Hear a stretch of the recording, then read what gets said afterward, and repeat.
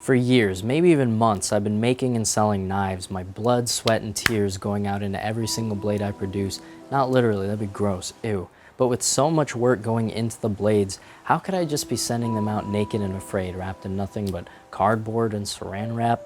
My brothers and sisters, this should not be. So I got into leather working, and to put it mildly, it's changed my outlook on life. Gone as heck are the days of homeless knives. We got Bowie knives. We got this one. This is actually the first sheath I ever made, wrapped around the first knife I ever made. I am selling this, but more as like a sentimental relic than a knife, even though it's still an epic knife. This one, that's just a Bowie knife. Also, very pretty, of course. I don't make ugly knives, man. I just don't do it. This is probably my best balanced knife. If you put your finger on the guard, it falls this way. If you put your finger on the blade, it falls that way. So the balance point is literally right at the point where the blade connects to the guard. Not gonna lie, pretty cool. Here we have a little baby knife, but don't give this to babies. Maybe give this to some kind of a grown-up baby or something. Double-edged, obviously, very pointy. Basically a tiny spear. If I was gonna be a baby, I would probably use this knife. And then lastly, we got the camping cleaver. Not gonna lie, the sheath is basically a wallet, but I don't have a problem with wallets. Pretty much we've got three pretty unique shapes of knives. You coming on this journey with me, seeing how we make each of these sheaths should cover a lot of ground. So whatever knife you end up making, you'll probably be able to take whatever you learn here and at least be able to freestyle a sheath for your knife. If not, just directly follow the instruction and make one of these. All the info about buying any of these is in the description. Here we go, let's do it. Right, we're gonna go ahead and start with the smaller blade because this will probably be the easiest. It's gonna be 2 pieces, 2 layers. The belt loop is gonna be integrated into the bottom layer, and then the top layer is gonna get stitched on all the way around the blade. So the usual thing is going to be to start with a piece of paper. Go ahead and grab a pencil and a ruler. We're just going to very approximately mark out some dots. You really only got to go on one side because then we're going to fold it over and mirror it. But by the way, when you get up to this part where the bolster is going to have to get forced into the leather, do not underestimate how much extra width you need right there because it's usually a lot more than you think you need. There's no one size fits all answer for it though, unfortunately. So I would recommend waiting to get into this sort of stuff until you've got the resources to mess up 1 or 2 times.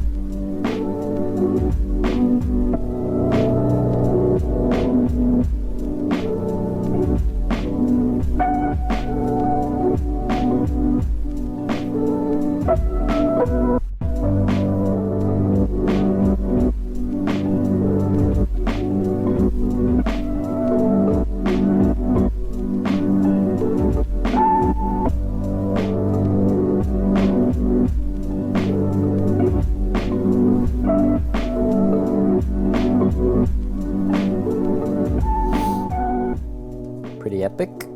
Now for this one, actually, we can just fold this over and then this bottom part will be the same as the top layer. So I'm gonna go cut out a piece of the leather that could fit this inside. Actually, this piece kind of sucks. A bunch of cracks right there. I can use this bottom part though. Probably use that for the top layer. All right, trace this out, obviously.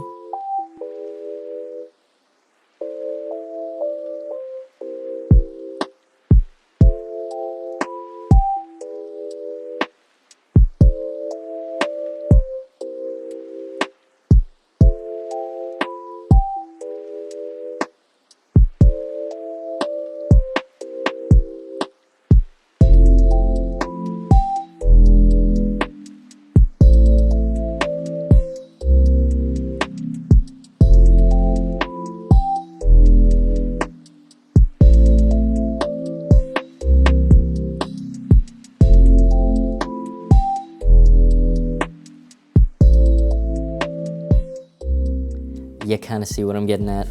Oh wait, you guys have seen this already. Well, geez, if you guys already saw it, why should I even finish it? Oh yeah, if I don't finish it now, then you guys will not have seen it in the past. Man, you guys are so lucky you don't have to time travel. Ugh, I think time travel is probably one of the toughest parts of being a YouTuber. I spitted right there. Okay, now we take one of these things. This is called an edge beveler, edge skiver, edge skimmer? I don't remember, but basically, oh, I almost messed this whole thing up. See how it ugly? Now it's like marginally less ugly.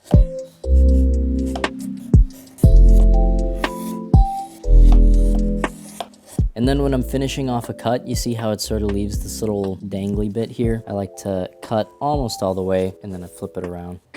Go from the other side. No danglies. So this is the back, obviously. That's why I didn't do this top part, but we do the top part on the front. Epically satisfying. Ooh, now that I think about it though, we are gonna do a little bit here.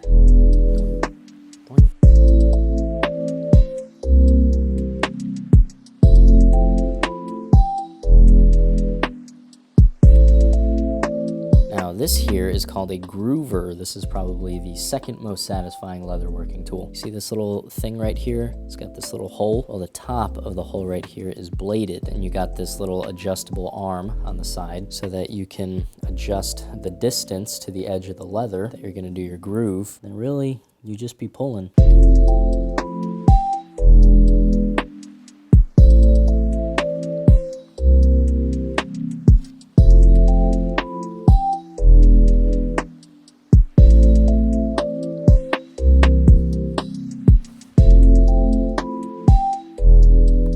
Usually like to pull the arm off and go in there and just kind of clean up the corners.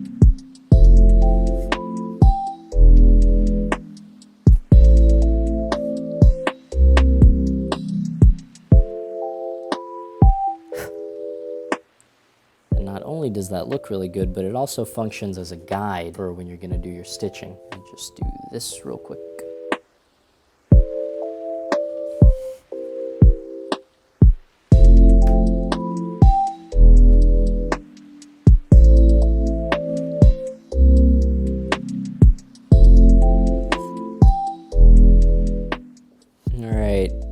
Looking a bit rough, not gonna lie, but you would be absolutely shocked how much these things clean up once you do the buffing on the edges and the stain.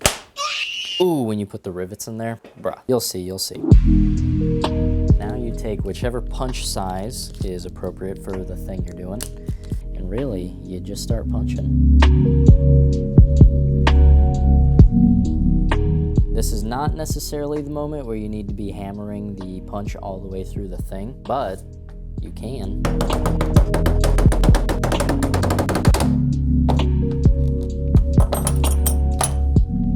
Okay, that looks pretty good. Now's the moment where you do all your little stamps and stuff. For me, part of the fun of leatherworking has been just seeing what kind of weird stuff I have around the shop and using it to stamp the leather. This, kind of self-explanatory. Spray a little bit of water, then very carefully do your thing.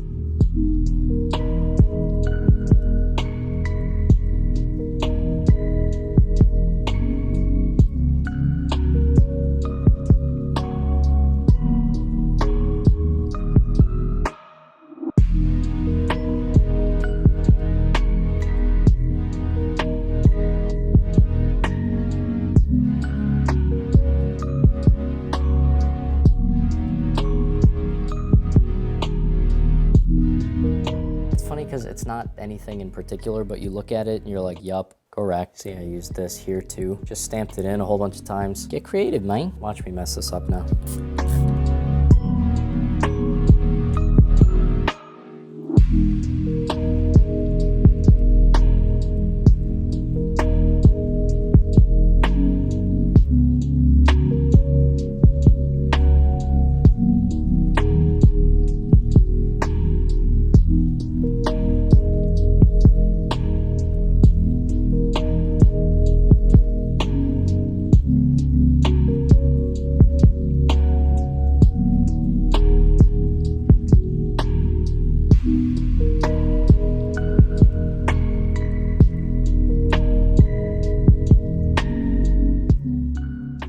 I actually just realized it could be advantageous for me to continue this line all the way around, so I'm gonna go ahead and do it.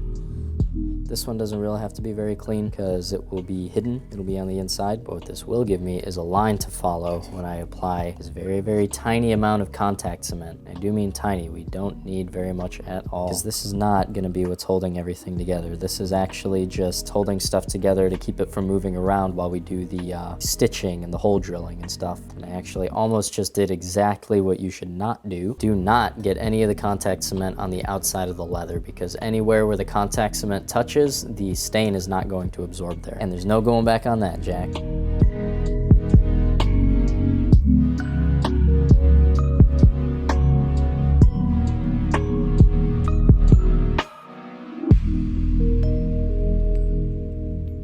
press this down just for like a minute.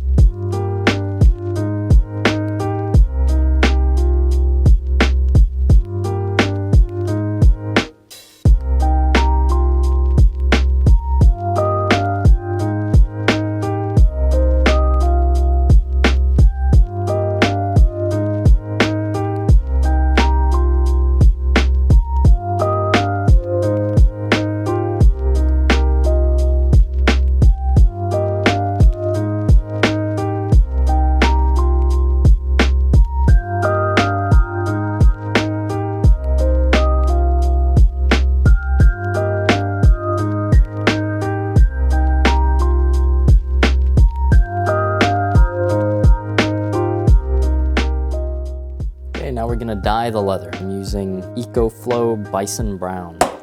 Weirdly, I've noticed if you don't put enough of this stuff on here, it almost looks purple. I don't really know what's up with that. But right now is a really important part because there's, you know, certain spots, like when you fold this down and stitch it, there's little spots underneath there that you're gonna have a really, really tough time getting to if you do the stitching before you do the dyeing. This stuff absorbs way more dye than you think it's going to, so don't be shy.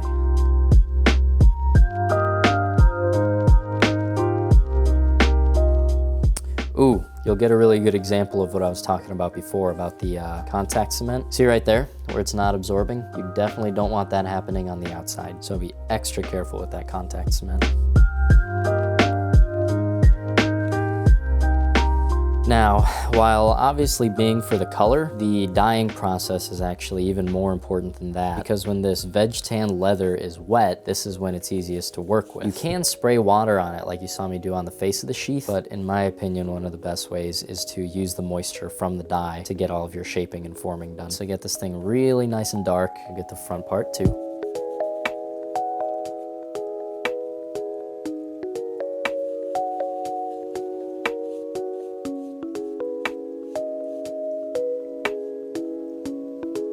And now we're gonna jump right into the stitching. We've got this really, really tough wax-coated thread. They sell this stuff for leatherworking, so you don't have to be afraid you're gonna buy the wrong stuff. But man, oh man, is this stuff tough. You're gonna need 2 needles, because the way you do this is kind of unique. You thread them both on both ends of the string, then go ahead and pass the needle through one of the holes, and you pull it so that your thread is halfway through. Now this waxy thread is actually really nice, because it keeps the thread from pulling through too easy. But basically, you're gonna do a sort of figure 8 with the thread all the way along the length of the holes that you punched out. So I just brought this needle through this side, so both of the needles are sticking out on this side. Now I'm going to take the other needle, not the one that I just used. I'm going to pass it through the same hole that I just passed the last needle through, but going in the opposite direction.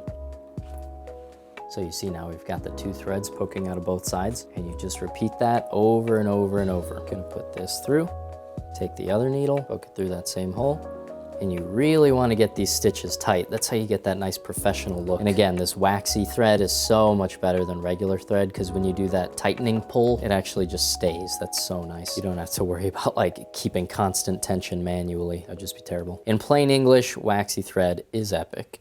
Ugh.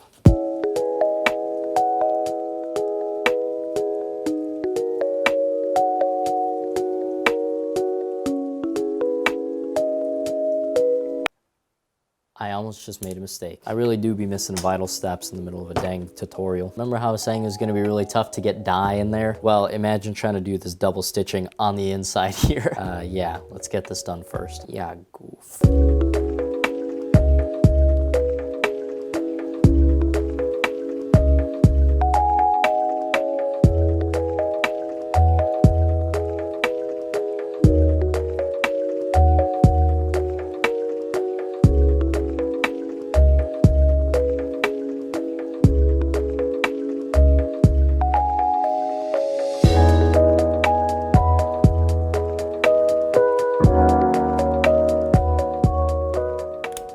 Okay, well there's that, and I also thought of something else I almost really messed up. Gotta get the leather wax inside there. It would technically be possible to get it in there even when it's all closed up. It's gonna be so much easier if you don't have to bother with that. So just a little scoop, and pretty unceremoniously just scrub it in there.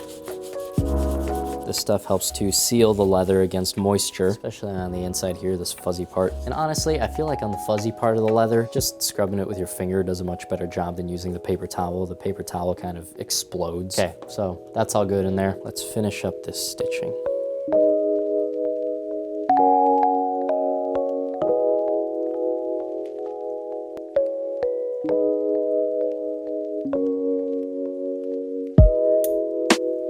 So here we are at the end of the stitch. Let me say first, I don't know if this is like the way to do it, but it's been working for me. So what I've been doing is I take the needle coming out of the back and I put it through the last stitch 3 times.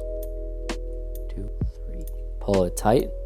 And then you'll notice that that little spiral is on the back right here. So you put the needle through and now you'll see, I pull the needle, the spiral goes inside, kind of balance it in the middle there. And with both of your threads sticking out of the one side, that's when you do a double knot. One there, and another one. Then you've got the knot sitting on the front, and mind you, this double knot is sealing up that spiral. Both of the threads are connected to the double knot, obviously, so it doesn't matter which one you pass back through, but you pass it back through, then you pull the thread till the knot goes into the center. Then once it's inside there, you just pull them both tight. So that's how I do it. You'll see once we put the rivets in there, it really looks nice and clean. Really nothing to complain about. And here we've got our rivets. These are double end rivets, so both ends look finished, you would say. There's not like one side that looks worse than the other one. Now, when you're buying these leather rivets, make sure you're buying them the correct size for your current project. I actually had to drive all the way back to Tandy because I was trying to use a 3-layer rivet for just the 2 layers of leather here. That sucked. Don't want to do that. So I got the shorter ones here. Really pretty simple. Just stick them in there and you'll see that's a little tiny bit short, but the cap actually has a little bit of reach too, so that's not a big issue. So get it just to barely click. That's not set, but it clicked, so it'll stay. So you can get them all in position. You can already see that's gonna look pretty nice. So I'm gonna grab a scrap of leather and go over to the anvil. Not my actual anvil, just the one on my vise. Get the little rivet setting tool. It's just a steel rod, but the tip of it is concave, so when you smack the rivets, they'll keep their shape, which is also why I have this leather here, because I don't want to deform the rivet too bad. So make sure you're using the right end. I've made that mistake before. Just give it a few good whacks. And I made the mistake that you do when you're a noob. I didn't reset after each whack. So after the first whack, it kind of bounced off. And then you can see there, I whacked it again and I dented it. Big cringe, what a dork. How will I ever recover? Even though I messed that one up a little bit, this is still looking epic. So let's finish this thing up. Believe it or not, you actually just use a belt sander for leather working. No problem here.